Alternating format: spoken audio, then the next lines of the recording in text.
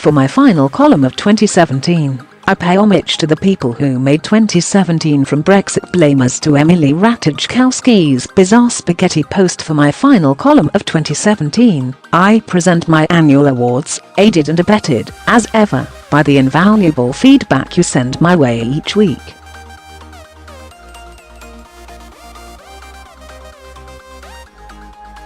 I couldn't do it without you, so thank you. Have a great Christmas and New Year, and see you back here in January.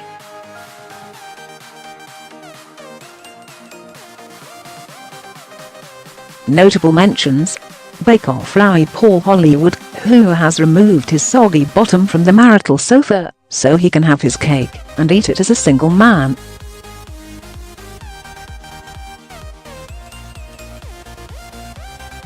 Some might say he's a weirdo, but that's just how he rolls. That's enough terrible baking puns, Ed.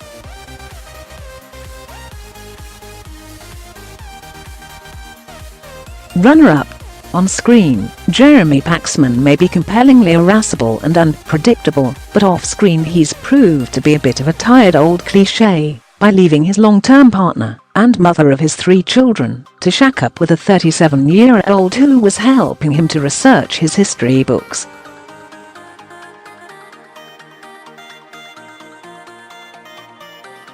Makes a change from seeing his etchings, I suppose.Winner. Actor Ewan McGregor, the father of 4 daughters, has left wife Eve after 22 years of marriage for the charms of his 32-year-old Fargo co-star Mary Elizabeth Winstead, whom Eve had reportedly welcomed into their home for dinner.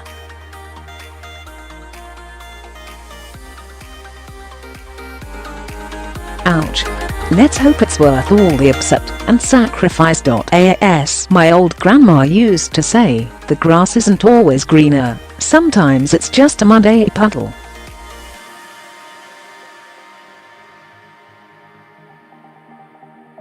Notable mentions: Scott Parker, 23, and Hayden Cross, 21, who both claim to be the first male to give birth.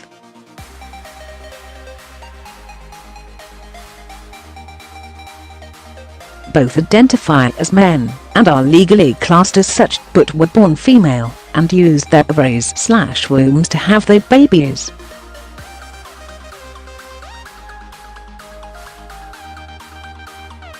So not entirely male just yet, then.Runner-up. Pippa Middleton, whose assistant reportedly protects her from bores at parties.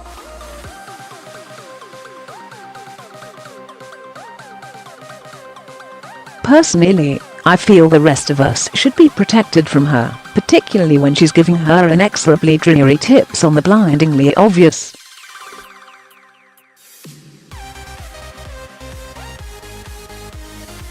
Winner. Model Emily Ratajkowski, who only keeps her clothes on if the script demands it.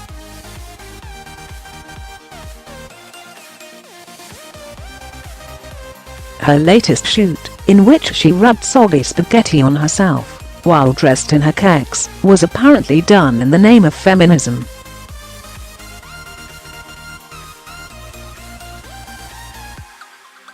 What a load of old bolognese.Notable mention. Counterfile-presenter Ellie Harrison, who, to show commitment to her partner, underwent a skin-cutting scarification process which originates in West Africa.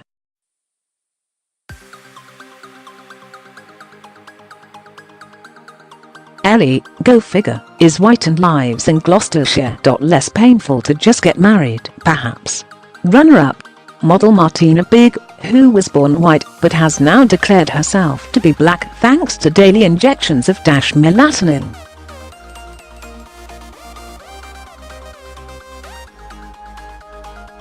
Not sure who's more certifiable.Her or the German authorities who allowed her to change race on her ID card.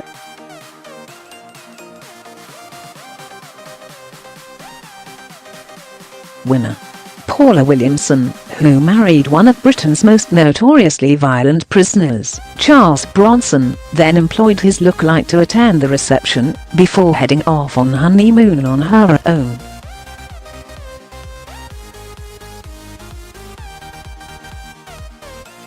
She says, He's eccentric, but so am I. That's one word for it. Notable mention: Labour MP Jed O'Mara, who resigned from the Women and Equalities Committee after making sexist and homophobic posts around 15 years ago.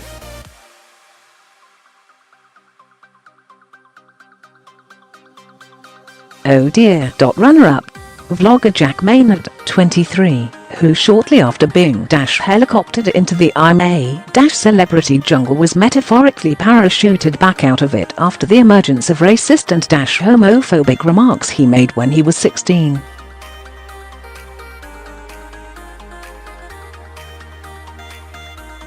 Still, the upside is that the 99.9% of the population who hadn't the faintest clue who he was do now.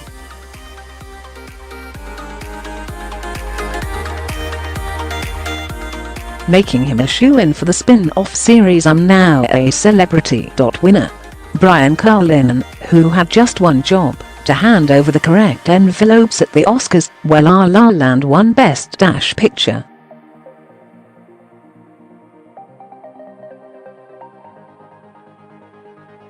Except it didn't. It was Moonlight, but thanks to Brian being too busy getting selfies with celebs to concentrate properly, the wrong name was read out and the rest is hysteria.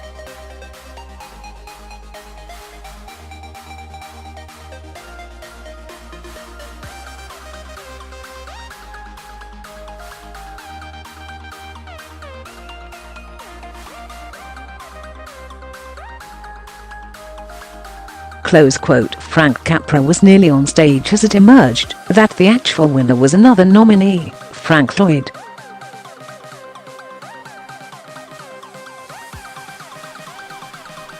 Notable mention: Girl Guiding UK, for decreeing that teenage boys who merely identify as female will be able to share bedrooms and showers with guides on camping trips.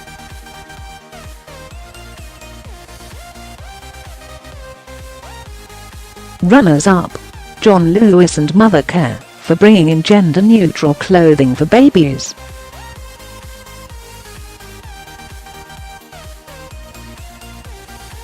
Like we couldn't just buy a white baby grow instead of pink/blue anyway. Winner Vogue magazine, for breathlessly declaring a genderquake because Zayn Malik and Gigi Hadid are part of a new generation embracing gender fluidity, then having to issue a hasty apology when the couple pointed out, in so many words, that just because they occasionally wore each other's t-shirts it didn't mean they were transitioning.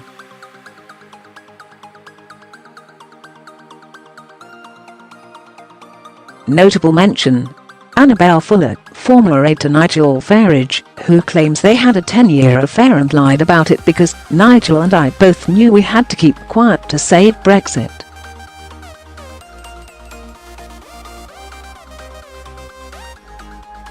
Close quote. Stop sniggering at the back. Runner-up are Eurovision entrant Lucy Jones, who reckons she only came 15th with Never Give Up on You because of a Brexit backlash.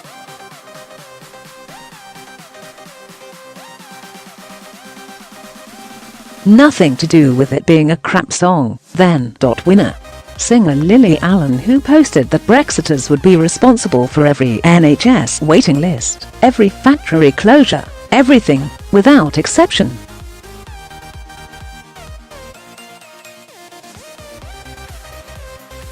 Close quote. Including, one hopes, silly Allen emigrating. Notable mention: Danny Dyer's wife Jo, who has just taken him back for the squillionth time after a bust-up, this time over an alleged infidelity.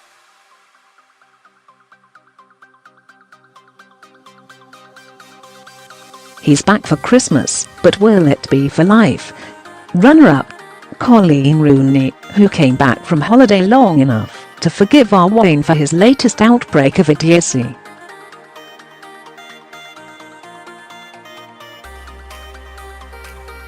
Winner Ashley Moore, who has just become the 5th Mrs. Sean Bean. I know beans repeat on you, but really,